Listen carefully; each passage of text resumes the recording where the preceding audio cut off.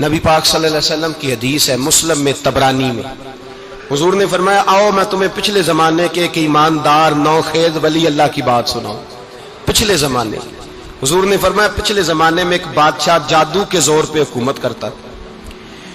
جب وہ ایک جادوگر اس نے رکھا ہوا تھا تو جادوگر اس کو جادو بتاتا، وہ جادو کے زور پر حکومت کرتا۔ جادوگر بوڑھا ہو گیا تو کہنے لگا بادشاہ کوئی نوجوان میرے پاس بھیج دے، اب میں بوڑھا ہو گیا ہوں، میرا پتہ کوئی نہیں کب مر جاؤں۔ ایک نوجوان کی ڈیوٹی لگائی، بڑا زیرک سمجھدار، اپنے رعایا میں سے چن کے جو ذہین فطرت مزاج بچہ تھا وہ اس نے لگایا۔ اللہ کے محبوب علیہ الصلوۃ والسلام فرماتے ہیں بچہ جادو سیکھنے لگا، وقت گزرنے لگا۔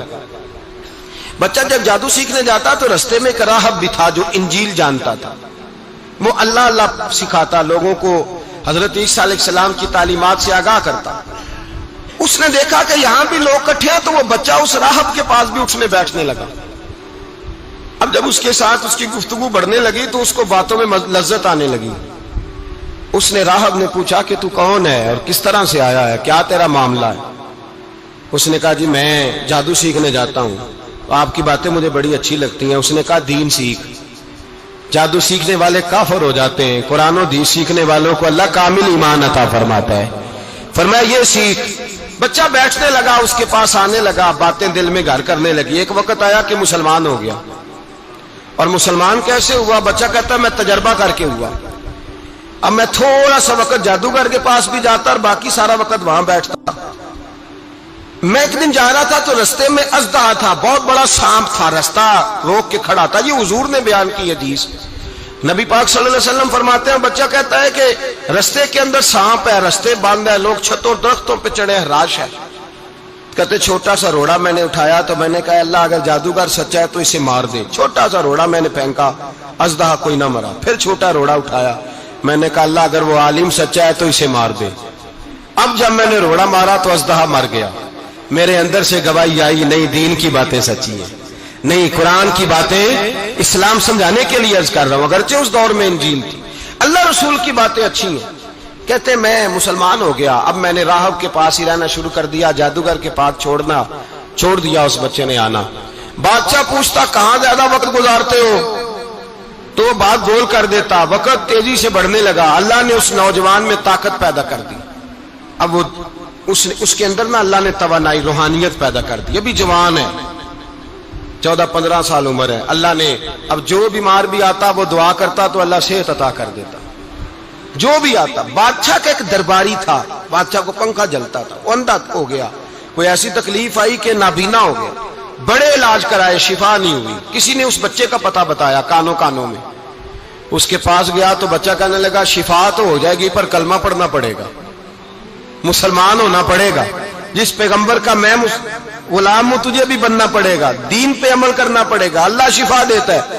اس نے کہا تو مجھے کلمہ پڑھا، مجھے شفا دے، میں تیار ہوں۔ اس نے کہا شفا تو اللہ دیتا ہے۔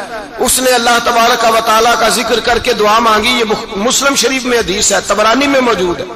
اللہ نے اسے شفا دی، اس نے کلمہ پڑھنا شروع کر دیا۔ یہاں ایک نقطہ لکھا ہے ہمارے علماء نے، کہتے ہیں جب اللہ ولایت عطا کرتا ہے نا تو یہ سفید بالوں والے کا حصہ نہیں ہوتی۔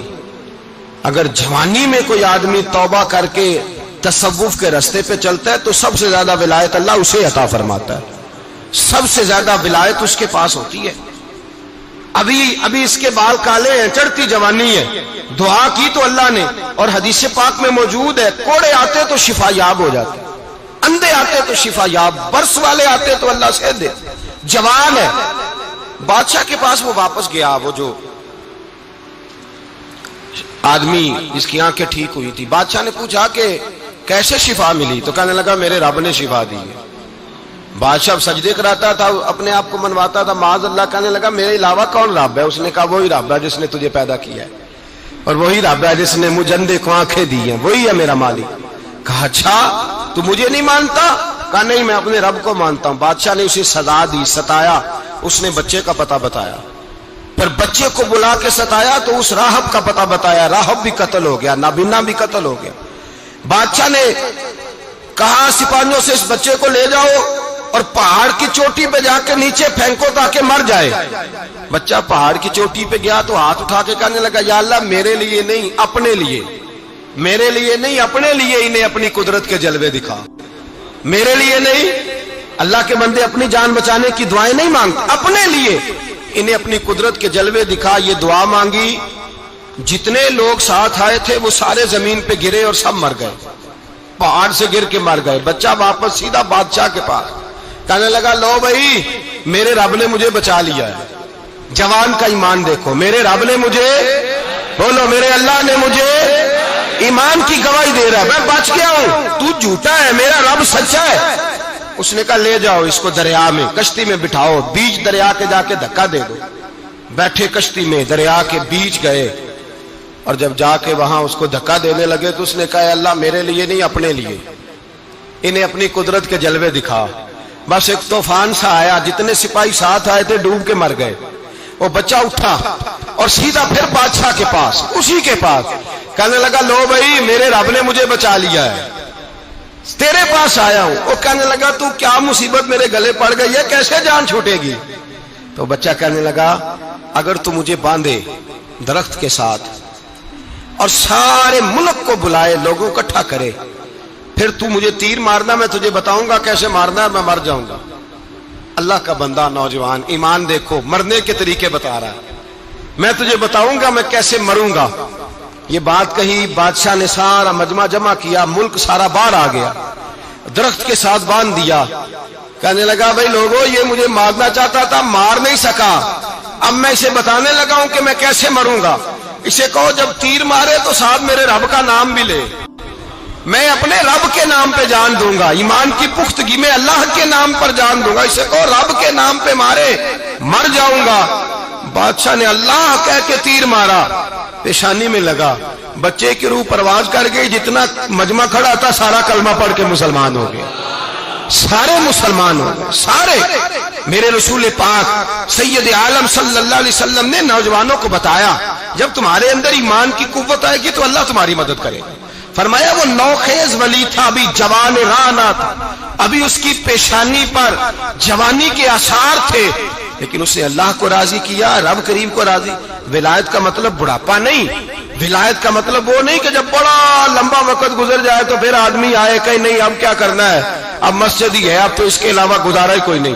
تو اس وقت کا آنا اللہ کی بارگاہ میں قبول تو ہے، لیکن شاباشی اسی کو ملتی ہے جو جوانی کا وقت آئے، جو عین اس وقت آئے جو وقت میرے رسول پاک علیہ السلام کے غلام عبداللہ ابن عمر، حضرت عبداللہ ابن عمر رضی اللہ تعالیٰ عنہ فرماتے ہیں کہ میں نکلا، مجھے سفر کے لیے جانا تھا، تو تھوڑی سی کھجوریں، تھوڑا سا سرکہ، ایک شہد کی بوتل، چیزیں میں نے سفر کے لیے ساتھ رکھ لی۔ میں جب مدینے سے باہر صحرا میں نکلا نا تو رمضان نہیں تھا، غیر رمضان تھا۔ میں نے ایک نوجوان کو دیکھا بکریاں چرا رہا ہے، بکریاں چرا رہا ہے، اے جوان۔ آپ فرماتے ہیں اس کا چہرہ بڑا نورانیت والا، گرد پڑی ہوئی پر بڑا حسین۔ فرماتے ہیں میں نے اس کو کہا کہ آ جاؤ کھانا کھا لو، روزے بھی نہیں تھے۔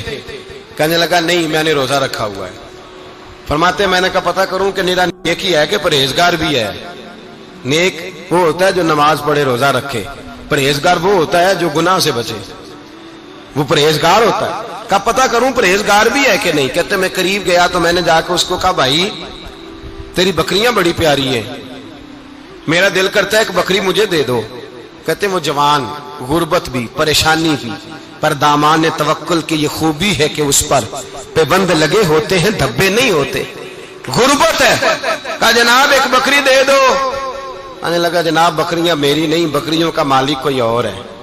کہتے میں نے آزمانے کے لیے کہا کہ بکریوں کے مالک کو کہنا ایک بکری بھیڑیا لے گیا ہے، کہہ دینا بھیڑیا لے گیا ہے۔ تو کہتے اس نے میری طرف دیکھا، گرد سے اس کے بال لٹے ہوئے، آنکھوں میں روشنی، چہرے پہ اطمینان، لب و لہجے میں ایمان کی طاقت، نوجوان۔ کہنے لگا حضور بکریوں کے مالک کو تو کہہ دوں گا بھیڑیا لے گیا ہے، جب عرش کا مالک پوچھے گا تو کیا جواب دوں گا، اللہ کو کیا جواب دوں گا؟ کہتے ہیں میں کانپنے لگا، اس کی بات سن کے واپس آیا، جو کام نکلا تھا وہ چھوڑا، واپس لوٹ آیا۔ میں نے پتہ کیا کس کا غلام ہے، پتہ چلا فلاں آدمی کا ہے۔ کہتے میں نے پہلے غلام خریدا، پھر پتہ کیا تیرے پاس بکریاں کتنی ہیں؟ اس نے کہا 400۔ کہتے میں نے مالک سے ساری بکریاں خریدی، پھر غلام کو بلایا، پھر وہ بکریاں تحفے میں دی، تحفے میں کہنے لگا حضور یہ سارا کچھ مجھے کیسے ملا؟ میں نے کہا تیرا ایمان بڑا پختہ تھا تو میرے رب نے تجھے انعام عطا فرمایا ہے۔